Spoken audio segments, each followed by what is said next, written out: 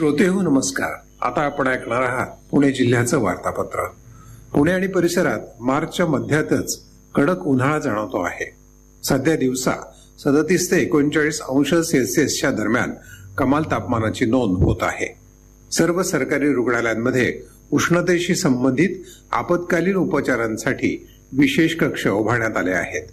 उष्णता जास्त वाढल्यानं उष्माघातासह आरोग्यविषयक इतर समस्या निर्माण होत आहेत. यामुळे उष्णतेपासून स्वतःचं संरक्षण करण्याचं आवाहन आरोग्य विभागानं नागरिकांना केलं आहे. पुणे महापालिकेचं 2025-26 या वर्षाचं कोणतीही करवाढ नसणारं 12,618 कोटी रुपयांचं अंदाजपत्रक आयुक्त राजेंद्र भोसले यांनी स्थायी समितीसमोर सादर केलं आणि प्रशासक म्हणून या अर्थसंकल्पाला मान्यता दिली. गेल्या वर्षीपेक्षा अंदाजपत्रकात 1,017 कोटी रुपयांनी वाढ करण्यात आली आहे. प्रशासक काळातील हा तिसरा अर्थसंकल्प आहे. पश्चिम भारतीय साखर कारखाना संघटना आणि बारामतीचा ऍग्रीकल्चरल डेव्हलपमेंट ट्रस्ट यांच्या वतीनं कृत्रिम बुद्धिमत्तेद्वारे भरघोस ऊस उत्पादन आणि साखर उद्योगामधील आधुनिक तंत्रज्ञान यावरील कार्यशाळेचं उद्घाटन खासदार शरद पवार यांच्या हस्ते झालं. राज्यातील 102 साखर कारखान्यांच्या पदाधिकाऱ्यांनी यात सहभाग घेतला. कृत्रिम बुद्धिमत्तेमुळे पुढील 3 ते 4 वर्षात ऊसाचं मोठ्या प्रमाणात उत्पादन वाढून क्रांती होईल असा विश्वास त्यांनी व्यक्त केला. पुणे जिल्ह्यात वर्तमान आर्थिक वर्षात 1,49,00,000 मेट्रिक टन ऊसाच्या गाळपाचा अंदाज आहे. 9.35% सरासरी उतार्यानुसार 96,52,000 क्विंटलहून अधिक साखर उत्पादन करण्यात आलं आहे. ऊस संपल्यामुळे इंदापूर तालुक्यातील कर्मयोगी आणि नीरा भीमा सहकारी साखर कारखाने बंद झाले आहेत. सर्वाधिक ऊस गाळप आणि साखर उत्पादनात इंदापूरमधील बारामती अॅग्रो या खासगी साखर कारखान्याची आघाडी कायम आहे.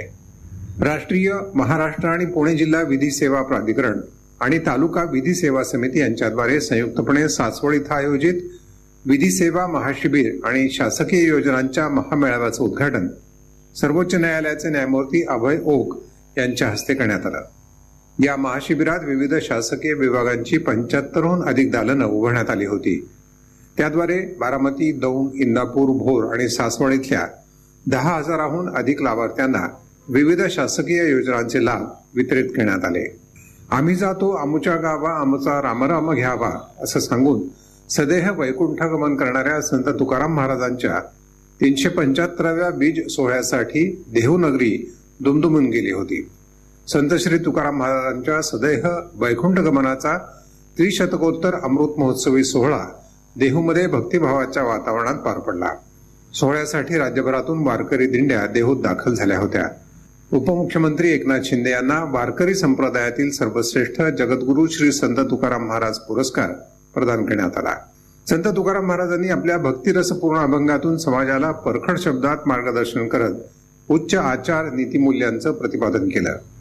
देवासी अवतार भक्तांसी संसार असं सांगणारे तुकाराम महाराज यांनी अतिशय प्रतिकूल पद्धतीचं जीवन जगत उच्च आचारमूल्य समाजापुढे ठेवली. वृक्षवल्ली आम्हा सोयरे म्हणून पर्यावरण विषयक जाणीव जागृती समाज मनात निर्माण केली. मऊ मेणाहुनी आम्ही विष्णुदास म्हणणारे तुकाराम महाराज नाठाळाच्या माथी काठी हाणण्याकरता जराही संकोचत नव्हते. आजच्या काळात उत्तम जीवन जगण्यासाठी संत तुकाराम महाराजांच्या गाथेचं केवळ पारायण न करता ती आचरणात आणणं अधिक जरुरी आहे. क्रीडा, एकता आणि राष्ट्रीय एकात्मतेला चालना देण्यासाठी एक महत्वपूर्ण उपक्रम म्हणून उत्तर काश्मीरमधील 15 सदस्यीय महिला क्रिकेट संघ ऑपरेशन सद्भावना अंतर्गत पुण्याच्या दौऱ्यावर आला आहे. या दौऱ्याचा उद्देश तरुण काश्मीरी महिला क्रिकेटपटूंना उच्चस्तरीय स्पर्धा, कौशल्य विकासाच्या संधी आणि अनुभवी खेळाडू आणि प्रशिक्षकांसोबत संवाद साधण्याची संधी देण्याचा आहे. सायकलिंग फेडरेशन ऑफ इंडियाचे उपाध्यक्ष आणि महाराष्ट्र सायकलिंग असोसिएशनचे अध्यक्ष प्रताप जाधव यांचं पुण्यात आकस्मिक निधन झालं. ते 65 वर्षांचे होते.